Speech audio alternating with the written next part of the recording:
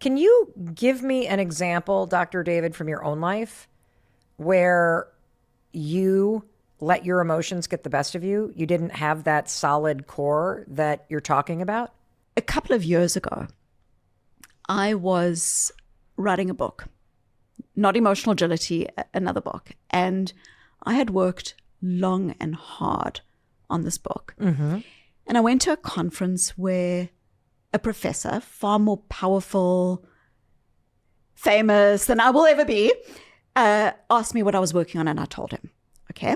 And I'm not going to say who he was, but essentially this professor betrayed my trust. And 6 months later, I was working in Starbucks and I got a text from this professor, or a voice message actually, saying, I hope you don't mind if we use your concept as the title for my book. What? Okay. So, I was like, mind? Of course I mind. Okay, of course I mind. And I'm giving you this example because I think it's a real life example of how not to do it. Okay.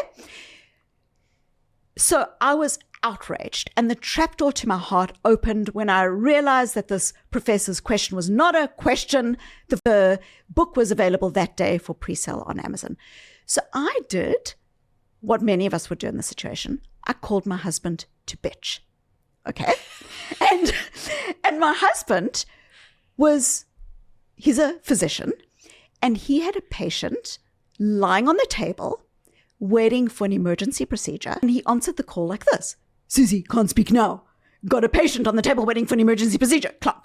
Okay. So now what do? We're like, the one time I needed him, he's unavailable. The one time when his callback comes in 3 days, I'm not going to take it now. I'm going to be, this is reactive. This Yes. is emotional immaturity. I want to highlight that absolutely everything that you felt